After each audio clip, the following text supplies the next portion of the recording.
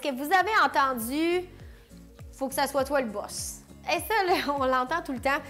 Faut que tu sois le boss de ton chien. Faut qu'il t'écoute. Faut qu'il réponde tout de suite aux commandes. Et là, je dis pas ça du tout de façon sarcastique parce que moi-même, je vais vous le dire. Est-ce que tu es le boss? Par contre, est-ce que tu sais c'est quoi être le boss ou quel est le boss idéal pour ton chien?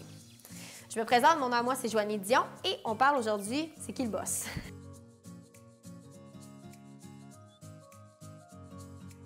C'est qui le boss avec votre chien? Comment savoir? Et là, je veux pas mettre des préjugés, mais souvent, ce qu'on entend, c'est mon chum qui est le boss. Pourquoi mon chum est plus le boss que moi? Ou pourquoi moi, dans ma maison, c'est moi qui est plus boss, exemple, que mon conjoint? Qu'est-ce qui fait la différence entre le chien choisit son maître ou pas? La première règle d'or, en fait, à savoir, c'est qu'un chien va toujours chercher à avoir un leader.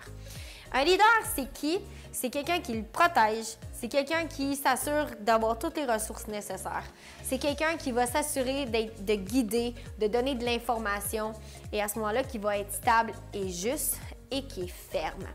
La fermeté est non seulement un sujet qu'on parle tout le temps, il faut avoir l'espèce de phrase classique qui est tout le temps une main de fer dans un gant de velours. C'est tellement exactement représentatif d'un leader.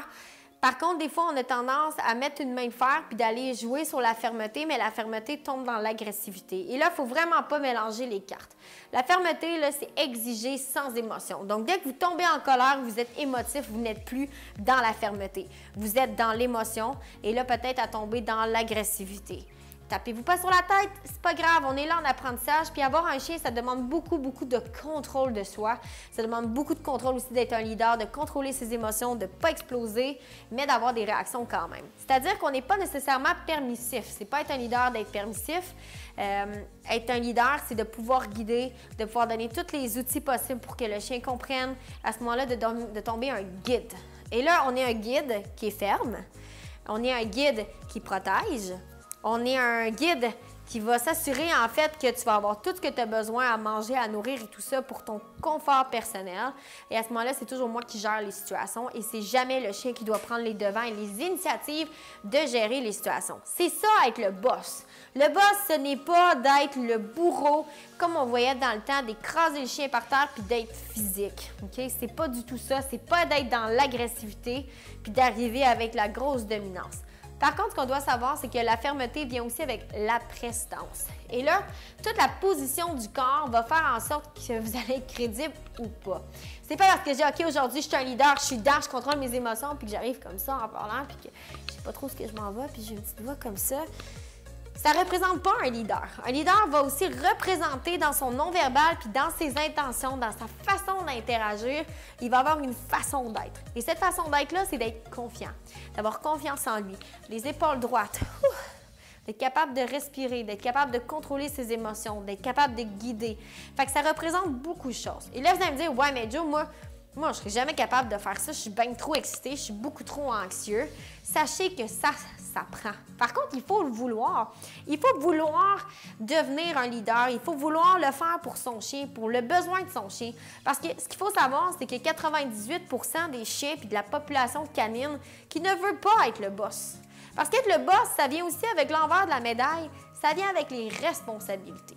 Les responsabilités de protéger tout le monde, s'assurer que ce qui rentre ne va pas faire un danger pour qui que ce soit, s'assurer que tout le monde mange, s'assurer aussi que tout le monde va être en sécurité dans des situations et de guider. Combien de fois je vois des chiens protéger des maisons parce qu'ils sentent que c'est leur travail à eux autres de le faire.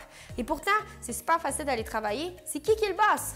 Le boss, c'est qui devrait gérer ça? C'est qui devrait protéger la maison?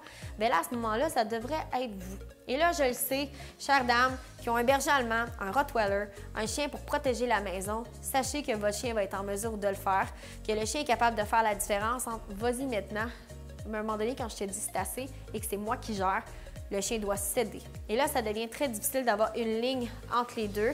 Il y a certains chiens qui ont plus de leadership aussi. Moi, ce que j'aime évaluer quand j'évalue un chien, c'est évaluer quel niveau d'énergie mon chien a. Donc ça, c'est une première barre. Après ça, je vais aller évaluer le leadership du chien, à quel point il y a de l'initiative et qu'il y a du leadership. Et à ce moment-là, je vais aller évaluer les 5 comportements que le chien va avoir au niveau du leadership. la sentinelle? Est-ce que mon chien est dominant physique pour s'assurer qu'il n'y ait pas de bataille, donc il s'assure au bon fonctionnement, à la gestion pour la sécurité, réduction des conflits et tout ça? Est-ce que mon chien est un prédateur? Parce que plus mon chien est prédateur, c'est lui qui va être le meilleur à la chasse, donc c'est lui qui rapporte la nourriture, c'est lui qui s'assure également de pouvoir avoir à profusion tout ça. Protection des ressources, donc s'assurer justement qu'il y a assez de ressources pour tout le monde. Évidemment, chez les chiens, c'est beaucoup plus axé sur... C'est moins humain, c'est moins altruiste, c'est beaucoup plus basé sur le côté primaire, c'est-à-dire je mange, je me nourris. Et par la suite, je vais aller évaluer, voir est-ce que mon chien a un comportement justement de sentinelle, a commencé à vouloir regarder, japper, tout ça dès qu'il y a quelqu'un qui arrive à l'approche de quelque chose, par exemple. Donc, ils ont tous leur rôle qui est super important. Par contre, ce qu'on doit savoir, c'est que si le chien n'a pas l'étoffe de faire ces comportements-là, ça va lui créer lui-même de l'anxiété. Donc, si c'est pas toi qui es le boss, ou comme certains diraient, be the man, si c'est pas toi qui joues le rôle de ça, bien le chien, lui, va le faire. Le chien va prendre l'initiative. Est-ce qu'il a l'étoffe de le faire? Souvent, ce n'est pas le cas parce qu'on se souvient, il y a à peu près 98 % des chiens qui n'ont pas l'étoffe d'être un leader et qui ont ce rôle-là par intérim. Puis là, bien, ça crée des problèmes de comportement. Donc, il faut savoir, moi, en tant que boss, comment je suis capable d'aller reprendre le contrôle dans la maison. Diriger son chien. S'assurer qu'il mange, s'assurer qu'il ne gère pas la porte et les environnements, par exemple, comme ça, ce qui est souvent la porte, en fait, qui est souvent la problématique. Entraîner mon chien pour établir une communication et démontrer du leadership moi-même. Contrôle de soi. Apprendre à gérer ses émotions. Apprendre à être capable de passer de « aïe » à « je suis calme ». Ne pas être fâché et surtout d'être ferme. Fermeté qui est encore une fois une question d'exiger sans agressivité. Et par la suite, bien, s'assurer que tout mon langage corporel et mes intentions démontrent ça. Si j'arrive et je dis à mon chien, non, non, non, est-ce que j'ai l'intention qu'il arrête ce comportement-là? Non, je ne l'ai pris en riant, je ne le prends pas au sérieux et mon chien va le prendre de la même façon. Versus, si j'arrive, je fais non, ça c'est non. Le chien fait comme, oh, OK, c'est sérieux. Elle a l'intention qui vient avec et elle est vraiment décidée. Donc, avant d'essayer de convaincre votre chien, finalement, c'est à vous de vous convaincre. Est-ce que mon chien, je veux vraiment, exemple, qu'il aille sur son tapis en tout temps? Ou bien, ça ne me dérange pas? Parce que la façon que je vais l'exprimer à mon chien va être différente si ça ne me dérange pas de « t'as pas le choix ». Si tu n'as pas le choix d'y aller, je vais avoir l'intention puis la fermeté pour le faire. Donc, messieurs, mesdames, si vous avez une tendance à avoir plus de l'anxiété, jouez le rôle parce que votre chien en a de besoin. Donc, ce qui est important, c'est, oui, d'être le boss, pas un bourreau, oui, d'avoir du leadership, d'avoir une prestance par la fermeté et non pas par l'agressivité, puis de s'assurer que le chien comprend exactement ce qu'il a à faire, puis qu'à ce moment-là, il est protégé par le boss, il est sécurisé, puis qu'à ce moment-là, écoute, il vit une vie de rêve. Il n'a même pas besoin de réfléchir, pas besoin de penser. C'est le boss qui fait ça. C'est le boss qui prend la responsabilité de s'occuper de ce rôle-là. Alors, à partir de maintenant, c'est qui le boss?